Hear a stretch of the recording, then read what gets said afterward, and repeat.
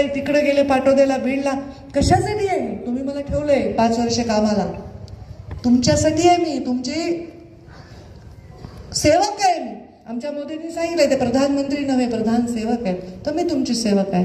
हे 5 वर्ष मी तुमची सेवा करणार आहे. पण त्याचबरोबर मी तुमची आई देखील आहे, तुमची ताई देखील आहे. तुमचा कान धरायचा अधिकार मला आहे. मी तेच म्हणायचे ना, जसं मी अजितदादांना म्हणायचे तुम्ही रागवले तर तुम्ही पुरुष आहे ना, लोकांना कौतुक वाटतं. आम्ही रागवलं की लोकांना वाटतं अरे ताई रागवल्या. तर मी काही मला कोणाचा रागवत नाही. मी तुमच्या घडवण्याचा प्रयत्न करते. कार्यकर्त्यांना मी सांगायचे बोगस कामं करू नका. जर चौकशी लागली मी वाचवू शकणार नाही. पैसे काही किती पैसा असेल, जर कायदा तुमच्या विरोधात आहे, तुम्हाला जग वाचवू शकत नाही, देव वाचवू शकत नाही. तर कायद्याच्या बाहेर काही करायची गरज नाही. छान काम करूया. हे प्रवचन देण्याचं कारण आहे की परत या कार्यालयातून अशा काही अपेक्षा तुम्ही करू नये की अँटी करप्शनमध्ये मी पकडला गेलोय, पैसे घेतले होते हातात, पावडर पण लागली माझ्या हाताला, पण ताई माझा तुमच्या पाहुण्याचा मी पाहुणा आहे, काय करू शकते. एक अधिकारी माझ्याकडे आला होता ग्रामविकास असताना. त्यांनी एका लैंगिक शोषण केलं एका महिला अधिकाऱ्याचं. आणि तो लांब लांबून नातं सांगून माझ्याकडे आला. मी म्हणलं बाबा तुला त्यांनी नाही जेलमध्ये घातलं तर मी घालून. कृपा करून असे काही असंविधानिक गोष्टी विचारू नका. त्याची जागा इथे नाही. हा काळ वेगळा आहे. आपली परिस्थिती ओळखा, आपली ऐपत ओळखा, त्याच्यात आनंदी राहा. ती ऐपत 10 पैशाची असेल तर 15 पैशाची करायचा प्रयत्न करा. 10 पैशाची ऐपत जो 100 रुपयाची करायला जातो त्याची जागा तुरुंगात आहे. हे मोदीजींनी गेल्या अनेक वर्षात दाखवले की तुम्ही बाबा हे असे चुकीचे कार्य अपेक्षाच करू नका. चांगल्या अपेक्षा करा. तुम्ही मला म्हणले ना ताई मला कॅन्सर झालाय, मला काही झालंय, मी देईन, माझं मोडून देईन घरचं, पण मला ह्याच्यातून वाचवा, मला त्याच्यातून वाचा. एका कार्यकर्त्याच्या मुलाने फ्रॉड केला, 40-50 लाखाला गंडवलं लोकांना. ते पैसे ताई तुम्ही द्या ना, मी तुमचे कार्यकर्ते. कसं देणार रे बाबा तुम्ही? आणि ते पैसे तुम्ही वापरले. मुलांनी कुठून पैसे आणले विचारा ना रे बापांनो, आईला. नवरा कुठून पैसे आणतोय विचारा ना बायकांनो.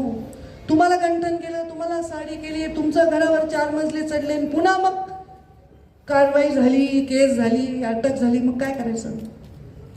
बरोबर आहे का? कधीतरी विचारा ना घरात कुठून पैसा यायलाय. 10 रुपयाचे 100 रुपये करा, पण काम करा. आणि ते काम करायला मी तुमच्या पाठीशी उभी आहे. तुम्हाला 10 लाखाचं पत्र दिले ना, लाख रुपये कमवा. पण 10 लाखाचं पत्र दिले, 10 लोक गायब करू नका, प्लीज करू नका. मस्त 10 नाही, मी आधी म्हणायचे, मी जेव्हा आधी लोकांना म्हणलं मी 1 कोटीचं काम देते ना एखाद्या कार्यकर्त्याला, त्याला 5 लाखाचं मिळत नव्हतं ना, त्याला फंड त्याला मिळायलाच ना प्रॉफिट. तर करू नका, चांगलं काम करा. काही बघा आता लोक बदमाश पण असतात राजकारणात, चांगले पण असतात. काही लोक आपल्याला सोडून गेले, काही लोक आपल्याला वापरून निवडून येऊन दुसऱ्याशी संधान करून गडबड करायलेत.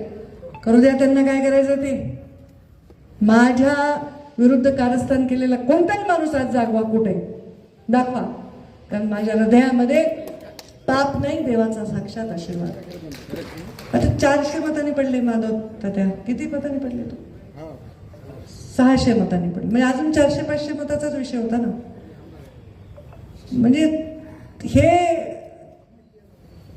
होत राहतंय राजकारणात. मी पण पडली, पण ज्यांनी हे केलं ते पुन्हा नकाशावरून गायब होतं, ते लक्षात ठेवा.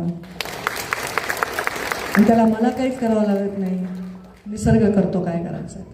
चांगलं काम करणाऱ्या माणसाच्या पाठीविषयी सगळ्या शक्ती एक येतात, सगळ्या शक्ती.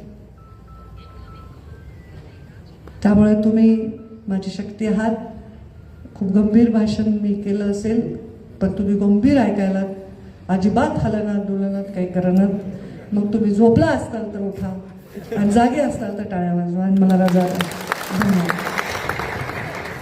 यावर तुम्हाला काय वाटते कमेंट बॉक्समध्ये लिहा. चॅनलला सबस्क्राईब केले नसेल तर नक्की सबस्क्राईब करा. जय महाराष्ट्र.